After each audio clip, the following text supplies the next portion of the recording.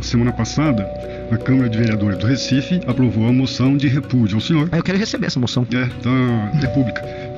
Por ter se dirigido aos indígenas como um povo maldito, gente maldita, sabotadores. Não procede isso? Procede que eu chamei os indígenas que invadiram a Cagil, lá na região norte, que colocaram caminhoneiros por 8 dias sem poder sair, passando fome, não conseguindo entregar, como vagabundos. O Flávio Bolsonaro é um dos teus alvos, né? De críticas, é isso? Tem que ser, né? Até disse porque ele queria que ele morresse. Não, eu falei que ele tem que morrer politicamente. Assim como eu falei que ele tem que ser... politicamente na frase. Depois Mas, então, aí é complicado, porque outro dia eu falei que ele precisa ser destruído. Então, quer dizer que eu vou desmembrar o corpo dele? Não sei. Sempre assim, olha a hipocrisia da esquerda ali. Olha só o que a esquerda falou. Que isso? É uma política Big Brother, é uma política de bobo. Não, quem votar no senhor também é bobo? Não porque eu falei que quem trata, o eleitor é tratado como retardado. Não que não existe eleitor retardado também. Eu vou interromper essa sua fala só um segundo, porque a gente tem um ouvinte que mandou pra gente a seguinte mensagem. O irmão dele tem retardo mental, é uma condição de nascença, e esse termo não deveria ser usado pejorativamente, é algo que já se combate há muito tempo. Então, é um recado aqui do ouvinte, de repente, para ajustar esses termos de campanha, não sei se o senhor vai levar isso adiante ou não, mas realmente é um termo que é usado bastante pejorativamente, e quem tem alguém com uma condição de retardo mental na família pode se sentir bastante ofendido, como foi o caso do nosso ouvinte aqui. É uma pena, mas eu vou continuar me expressando de maneira veemente com as pessoas. Ô, Renan, você não é daqueles políticos tradicionais que eu sou bom, ajudo o povo e assim por diante. No entanto, você adotou uma estratégia nitidamente de provocação, de gerar polêmicas. Pelo menos é o que a gente tem visto. Tá dando o que falar, né? Tá dando o que falar, né? Independente das posições, às vezes absurdas. Por exemplo, a semana passada, a Câmara de Vereadores do Recife aprovou a moção de repúdio ao senhor. Eu quero receber essa moção. Da República. Por ter se dirigido aos indígenas como um povo maldito, gente maldita, sabotadores. Não procede isso? Procede que eu chamei os indígenas que invadiram a Cagil, lá na região norte, que colocaram caminhoneiros por 8 dias sem poder sair, passando fome, não conseguindo entregar, como vagabundos. Porque para mim um grupo que se coloca como um grupo étnico, manipulado por ONGs, que uma parte não são brasileiras, trabalhando para o PSOL, impedindo a produção e o escoamento da produção nossa de agricultura, impedindo o caminhoneiro de entregar, fazendo uma luta que eles mesmos não sabem explicar, todos cooptados. O que eles fazem tem nome, é vagabundagem. E vagabundo precisa ser combatido. Eu acho muito engraçado, eu imagino que as pessoas de esquerda lá da Câmara de Recife que estão premiando aí, ou me culpando, premiando os índios, mas me culpando por isso, ficaram indignadas com o 8 de janeiro, quando os bolsonaristas foram lá e depredaram os 3 poderes. Então, quer dizer, o índio pode depredar patrimônio público e privado, pode sabotar o Brasil, tá? O índio pode. Agora o bolsonarista não. Não tem que, assim, eu repudiei as duas coisas. E o que o índio fez lá é coisa de vagabundo. E é coisa de vagabundo, não tem o que dizer. Teve caminhoneiro aqui, vocês não viram os relatos dos caminhoneiros. 8 dias parados. 8, não tinha como sair para ir pegar comida. Pediram para as pessoas levarem água para eles. Então, assim, em nome de uma causa que eles nem sabem explicar, não, porque isso pode gerar uma poluição do rio. Ninguém ali deles liga para a poluição do rio, é só um índio instrumentalizado para tocar uma causa. E aí o nome é vagabundo. Mas não é polêmica pela polêmica. Eu posso usar esse gancho desse índio para falar sobre a questão dos modais que a gente tem no Brasil, do sistema de transporte, da falta de investimento em infraestrutura que a gente tem. E que faz com que, quando há uma tentativa de unir hidrovia com ferrovia para escoar a produção e não depender tanto do sistema rodoviário que o Brasil tem, que também é precário, a gente se sabota e bota um índio para evitar que a gente use os nossos próprios rios para transporte. Isso é um problema essencial do Brasil, o Brasil não consegue escoar a produção. Então o índio vagabundo, no caso, ele permite que a gente discuta problemas centrais do Brasil. E eu vou trazer soluções para esses problemas centrais. Me parece que você falou em Bolsonaro. Pelo que andei dando uma pesquisada aqui, o Flávio Bolsonaro é um dos teus alvos, né, de críticas, é isso? Tem que ser, né? Até disse porque ele queria que ele morresse. Não, eu falei que ele tem que morrer politicamente. Assim como eu falei que ele tem que ser... Não existia politicamente na frase. Depois mas, então, aí é complicado, porque outro dia eu falei que ele precisa ser destruído. Então, quer dizer que eu vou desmembrar o corpo dele? Não sei. Então a corrupção... Olha só, a corrupção no Brasil, ela é uma... Né, vamos usar por lá palavrões, tem que ser cuidadoso com as palavras, mas a gente usa... As palavras podem ter mais do que um significado. Né? Então, quando eu estou falando da morte de um político, se eu não estou colocando isso num contexto de um assassinato, eu estou falando de uma morte política. E por que ele teria que morrer politicamente? Porque ele, além de corrupto, ele é um traidor e ele suga a esperança das pessoas do antipetismo, o universo antipetismo, ele traz para si, ele e o pai dele, e gastam apenas um culto à personalidade. Eu vou te dar um exemplo claro. Eu não gosto do Nicolas Ferreira, tá? Não gosto. Dito isso, o Nicolas Ferreira convocou uma manifestação contra o STF, contra o escândalo do Banco Master. Eu também convoquei, em outra data e tal. Supostamente a manifestação é sobre isso. O Flávio Bolsonaro sobe num palanque, começa a tocar umas músicas lá, que tem sonoplastia nas manifestações deles. Aí ele vai, começa a discursar sobre ele, e fala que, o meu pai deu muito Bolsa Família. Deixa eu entender, isso aqui não era sobre o Banco Master? Não, ele transformou num comício. Então, se você reparar direitinho, o que os bolsonaristas fizeram? Pegaram as manifestações que nós organizamos contra o PT, que derrubaram a Dilma Rousseff, e transformaram aquilo num culto em que você fica cantando Viva Bolsonaro.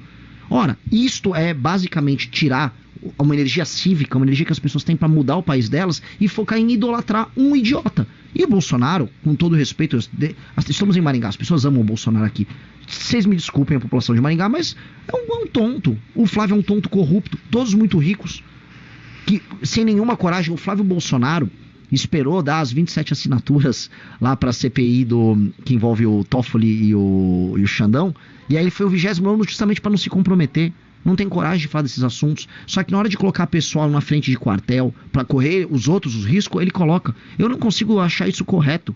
Não acho isso coisa de líder, não acho isso coisa de pessoas capazes ou inteligentes. Eu acho isso apenas traição.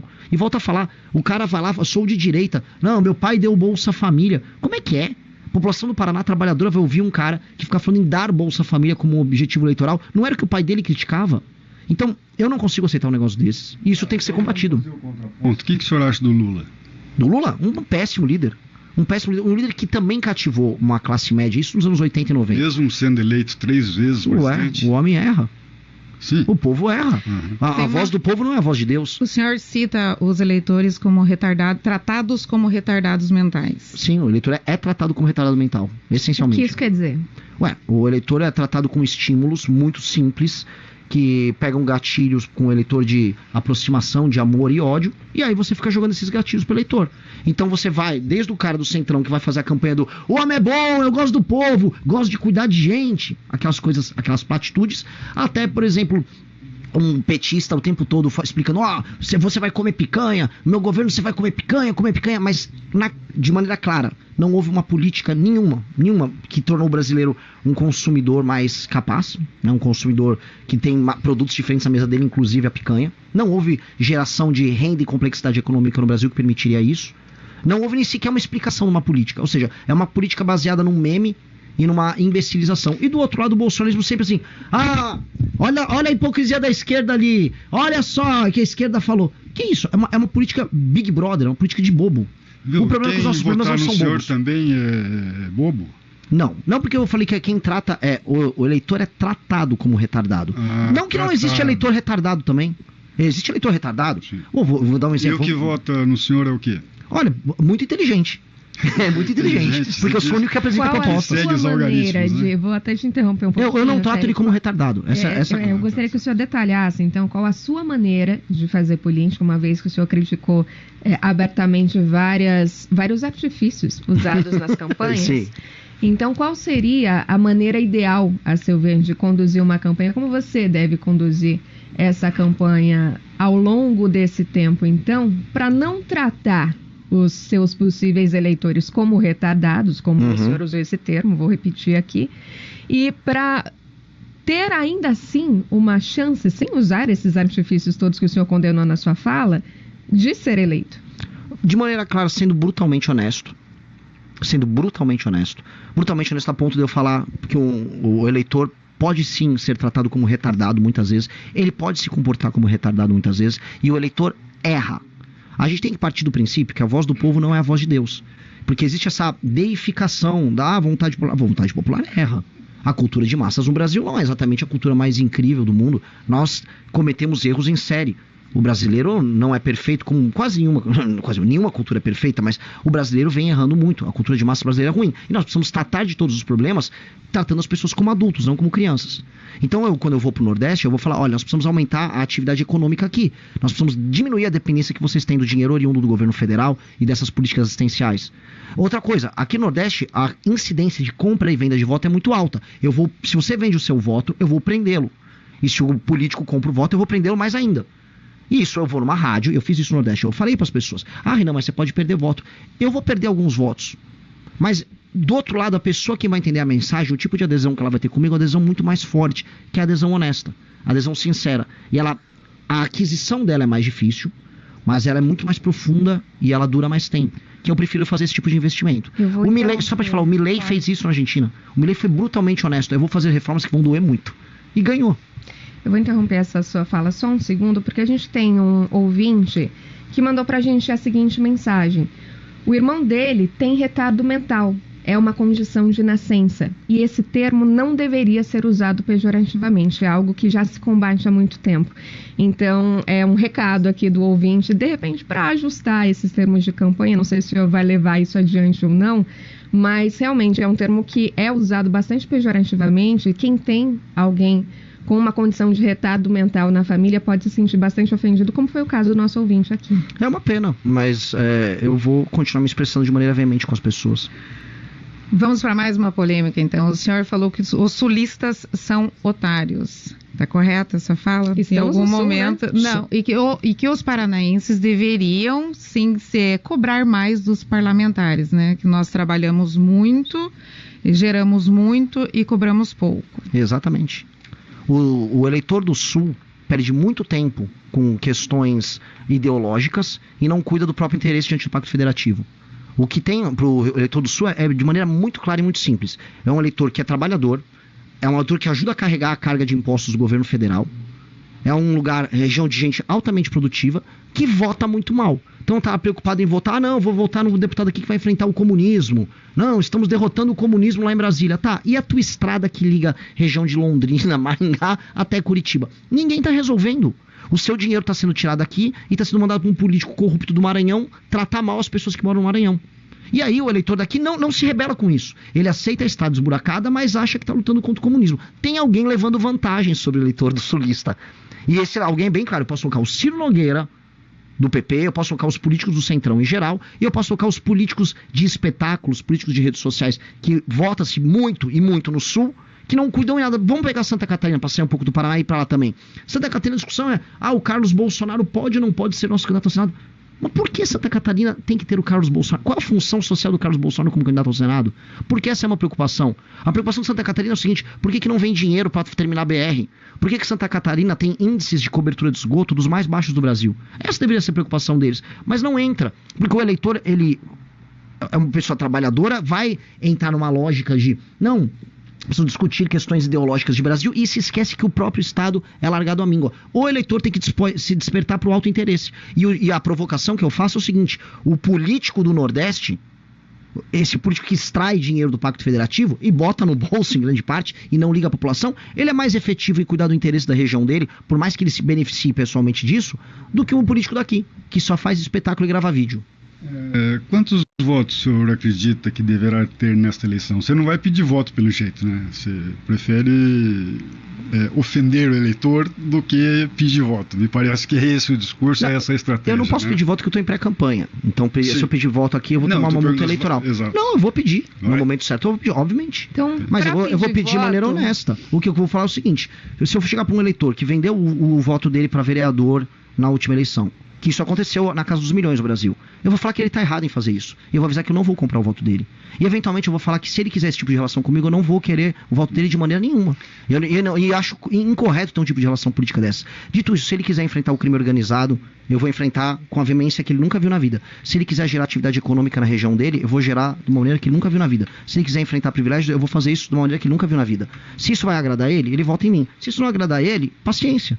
Eu não vou comprar ele no final.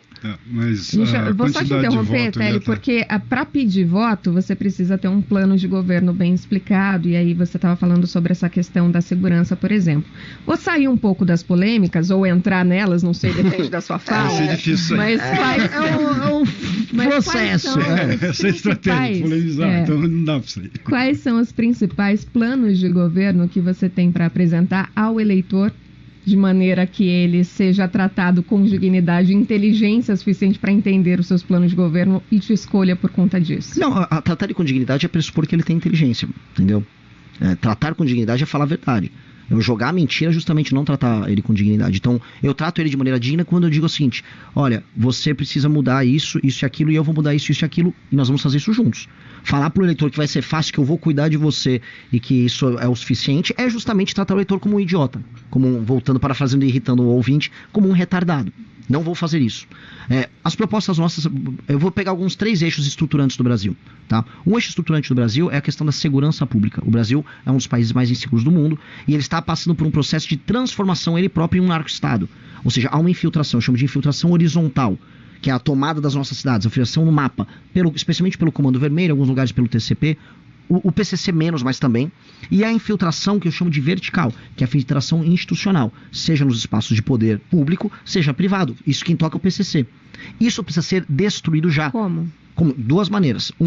Você precisa alterar a nossa legislação, o Código de Processo Penal e o Código Penal. Temos que aumentar as penas e acabar com, acabar e praticamente, não acabar totalmente, mas levar quase ao fim institutos como saidinha e progressão penal. A progressão penal é uma doença e ainda confere um espaço de subjetividade ao juiz que permite que, esse cara que cometeu tantos crimes, solta ele. A saidinha não faz parte da ressocialização? A gente não tem prisão perpétua no Brasil. Em algum momento esse preso vai sair. Não. Isso é a duração da pena. A saidinha é basicamente você conferir uma saída especial para ele por alguma razão específica, que eu acho que tem que acabar. O cara tem que cumprir a pena dele. Não existe prisão perpétua, mas a saidinha não é a resposta à prisão perpétua. A pena é a resposta para não haver prisão perpétua. Ela tem um período limitado de duração. O que nós temos que fazer, isso aqui, é aumentar as penas muito, acabar com esses institutos que fazem com que a pessoa nunca cumpra a pena que já é baixa no Brasil, aumentar a efetividade da atuação da polícia, mudar o inquérito, ter carreira única para a polícia. E aí no enfrentamento ao crime organizado, no primeiro dia de um governo nosso, aí sim, tomar uma medida, eu estou falando em colocar o Brasil em estado de defesa, circunscrito às regiões tomadas pelo crime organizado, e aí você colocar as polícias, junto com as Forças Armadas, junto com o aparato investigativo que inclui a Polícia Federal, o COAF, que tem que ser reforçado novamente, o COAF foi completamente sucateado e combatido, e aí você pegar todo mundo, você fazer a reocupação territorial de favelas e cidades que hoje estão no mundo Comando Vermelho. Em uma das falas que o senhor trouxe, essa questão do estado de defesa, o senhor diz que tem que prender ou matar todas as lideranças do crime organizado. Essa é a sua visão? É a minha visão, é óbvio. Porque eu vou fazer o quê? Existe uma terceira alternativa para uma liderança do tráfico? Se alguém souber, me apresente. É prender ou matar. É isso. Imagina um líder, imagina a seguinte coisa: um líder de uma cidade como Santa Quitéria, no Ceará, que matou, eu quero do comando dele, ele matou eleitores que votavam no prefeito que não era ligado a ele. O que eu vou oferecer para ele? Não, esse aqui eu vou ressocializar ele. Ele matou eleitor, ele foi contratado, ele saiu do Rio com uma turma, foi para Santa Quitéria, no Ceará, matar eleitor. Esse cara tem que ficar preso por muito tempo, de preferência para o resto da vida, e se ele quiser resistir a isso aí, temos que eliminá-lo, né? Fora da questão da segurança, quais são os outros Eu gostaria que o senhor falasse da reforma do Brasil. O Brasil precisa de uma reforma, o senhor cita a reforma fiscal, inclusive. Como consertar o Brasil? Esse seria o segundo eixo estruturante que eu comentei. O Brasil, ele está com uma trajetória de dívida ascendente e estourando. O Brasil é um país que tem muita renúncia fiscal. O Brasil é um país que você está pegando o aumento do BPC. Todo ano aumenta 50, 100 bilhões de reais os gastos com o BPC. Os gastos com o judiciário, nós temos o judiciário mais caro do mundo, os mais ineficientes. A gente tem uma vinculação no orçamento da saúde e da educação que já não está fazendo sentido e estoura a conta pública em muitos lugares, municípios, estados. Isso aí precisa ser corrigido desesperadamente, tem que ter uma resposta. E para falar assim, eu não estou só no papo furado, o nosso deputado federal Kim Kataguiri já tem a PEC protocolada. A PEC que resolve essa questão fiscal, que pega todos esses campos, ela já está protocolada na Câmara dos Deputados. A gente está no processo de quadro de assinatura e eu ganhando a eleição, ainda este ano, no período de transição, nós passaríamos isso para abrir um espaço fiscal para quem está nos ouvindo de 250 a 300 bilhões de reais num orçamento anual. Isso permite que haja a queda de juros, não na marretada, mas a queda de juros consciente, porque a trajetória da dívida muda. Diminuindo os juros, o dinheiro fica barato para as pessoas, e diminuindo os gastos do governo pode começar a reduzir imposto de maneira inteligente, não marretado ou inventando um número aqui. Isso aqui é uma coisa concreta para fazer. E é isso, estou acompanhado da famosa agenda de competitividade, que é permitir que abrir e fechar uma empresa seja fácil, contratar e demitir uma pessoa seja fácil, aumentar, graças à capacidade de investimento que você aumenta com o espaço fiscal, capacidade de investimento em infraestrutura, tanto de energia quanto estradas, rodagens, ferrovias, o custo do Brasil diminui e aí, no médio prazo, estou falando 4, 5, 6 anos, a gente começa a ter um país realmente competitivo, capaz de voltar a se industrializar, você voltar a ter um papel no comércio internacional que não é só o de vendedor de, basicamente, matéria-prima. Tem uma reforma fiscal em andamento que vai mais ou menos uns 15 anos para se consolidar como um todo. Pelo que o senhor disse, vocês vai parar com tudo, então, se eleito for. Como assim parar com tudo? Se diz que vai fazer uma nova reforma fiscal, já estamos em andamento uma reforma fiscal que foi aprovada e tem um longo prazo para implantação. Pera, qual reforma fiscal você está falando? No Brasil. Você está falando de reforma tributária? Tributária. Não, mas o que eu estou falando não é uma reforma tributária, é uma reforma fiscal. É diferente. A questão fiscal é uma questão gastos públicos do governo e gestão orçamentária. Isso seria uma reforma da área fiscal do governo. A reforma tributária é outra área. Ela andou. Sim. Tenho críticas, mas ela pode ter algumas... Assim, eu gosto da ideia de você ter uma unificação no IVA. Isso aconteceu em vários lugares do mundo. Só que a forma como ela se deu agora, a gente está vendo que a gente tem talvez o IVA mais caro do mundo. E a gente consegue resolver a alíquota do que será o IVA no Brasil se você reduzir a questão fiscal de gasto do governo, que aí o impacto orçamentário é menor e você consegue diminuir os impostos. É isso. Eu só não vou fazer isso de maneira descasada. Está assim, encerrando, já estamos nos encaminhando para o encerramento, mas como estamos falando de plano de governo, eu gostaria que o senhor sintetizasse, se possível, porque falamos sobre segurança, falamos de certa forma fiscal, sobre economia. Uma reforma que engloba a economia, mas a economia tem outros vieses também que precisam ser considerados, e a gente tem outros pontos principais quando a gente fala em campanha, que é o que a gente espera de um candidato que venha à solução. Quando a gente fala de educação, quando a gente fala de saúde, quando a gente fala de renda, principalmente, né, para fazer o país girar aqui e conseguir essa visibilidade econômica lá fora também. Resumidamente, quais seriam, então, as principais ações que deveriam ser adotadas e que o senhor pretende adotar caso seja eleito? Vamos lá, saúde. Prontuário único na saúde, desesperadamente, para você criar uma base de dados comum, para você possa atender as pessoas e ter previsibilidade, inclusive na ação de precaver certas doenças que a pessoa vai desenvolver ao longo da vida. O uso de machine learning, inteligência artificial, para você conseguir juntar esses dados do prontuário único, e o uso de agentes de saúde, ou seja, contratar mais agentes de saúde para você não só coletar esses dados, mas ter uma medida clara e direta com o cidadão na ponta para que ele possa receber um tratamento também preventivo. Acho que o preventivo faz com que você salve muito dinheiro e aí possa investir em outras áreas. Uma das áreas que a gente precisa investir é telemedicina, telecirurgias, porque aí o aluno formado numa faculdade de medicina aqui pode atender à distância, por exemplo, uma pessoa na Amapá. Ele não tem aquele problema de conseguir mandar o médico para lá e para cá, que é um problema grave que a gente tem no Brasil, tá? Incentivo aí na parte também de evitar o surgimento de doenças. Incentivos à alimentação saudável, corte de impostos sobre alimentos, especialmente proteínas, que ajudem a pessoa a ter um tipo de vida mais saudável, aumento de alíquotas de impostos sobre alimentos altamente industrializados e que o brasileiro consome e fica mais gordo, fica mais infeliz, gera depressão no fim do dia, presença de políticas ligadas a, não só no CAPES, mas presença de políticas ligadas a atendimento a problemas psíquicos como depressão e ansiedade, que diminuem inclusive a produtividade do brasileiro. Isso na área da saúde. A área da educação, vamos voltar para o básico. Método fônico na parte de alfabetização, foco muito grande em alfabetização, matemática e português de maneira clara. Mississippi fez isso nos Estados Unidos, saiu de um dos piores estados nos índices americanos para um dos 5 melhores estados nos melhores desempenhos e provões. Mississippi fez, dá para fazer barato, menos a tablet, mais autoridade do professor, sem celular em sala de aula. E sem redes sociais para os alunos, foco nisso, recuperar a autoridade. Áreas tomadas pelo tráfico, que vão ser recuperadas por nós. Presença de escolas militares, elas são necessárias para o estabelecimento da autoridade e figura masculina, especialmente para os meninos que estão naquela fase meio rebelde. Sistema de incentivo para que os melhores alunos recebam bolsas e possam ir para escolas melhores para concorrer em condição de igualdade para as universidades. E ensino técnico muito pesado, igual na Alemanha para o ensino médio dos jovens. Sobre renda, geração de emprego através de uma política de competitividade. Claro, como eu falei antes, se você aumentar a capacidade de infraestrutura e diminui os gastos estúpidos do governo, você consegue diminuir os juros, dinheiro fica barato, custo do Brasil fica mais barato, você consegue ter empresas que vão surgir espontaneamente, como acontece aqui no Paraná. Outras regiões do Brasil, aí eu acho que o Estado tem que atuar. Eu sou liberal, mas não sou tonto. Acho que o Estado tem um papel econômico para atuar em várias áreas, fazer uma zona econômica especial no Nordeste, aos moldes do chinês, para exportação de produtos industrializados para os Estados Unidos. E aí a gente começar a ter um país um pouco mais equilibrado em termos de modais, transporte, e em termos de modelos econômicos em todo o país. E eu acho que aí o jogo vira. E agora a gente encerra mesmo. Deu para condensar bem, acredito que sim. Agora a gente encerra mesmo. Vou até pedir licença aqui para a Regiane e para o Télio por conta do nosso tempo, mas eu gostaria que o senhor falasse sobre a questão de como o senhor pretende chegar a esses eleitores, porque há uma base, o senhor tem crescido principalmente aí entre a geração Z, porém temos outros eleitores de outras épocas, de outros tempos, acostumados a outros tipos de campanha e que nas suas falas muitas vezes podem entender que estão sendo agredidos, né? Tratados de uma maneira não respeitosa. Essa é uma estratégia para atingi-los ou como chegar ao voto que o senhor ainda não tem? Eu só estou sendo honesto. Eu não vou ter muita estratégia. Eu vou ser eu.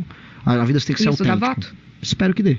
Agora, com certeza, eu não vou mentir para essas pessoas. Se aí dar voto e mentir, aí é outro jogo. Eu não estou muito nessa vibe, não. Eu ouvi o senhor falando que os seus votos vêm das mulheres, entre aspas, do Lula, né? Que os filhos estão tendo uma visão diferente e que possivelmente sejam seus futuros eleitores. Isso está acontecendo. É mais ou menos nesta linha que o senhor está trabalhando. Sim, é o famoso Chico Buarque ao contrário, né? Você não gosta de mim, mas o seu filho gosta. Então a eleitora do Lula no Nordeste, ela tem uma imagem quase divinizada do Lula por lá. O filho dela, entretanto, ele quer emprego, ele quer ganhar dinheiro, ele não quer ser assaltado e não quer ver o Comando Vermelho tomar a cidade dele. E ele gosta da gente bastante.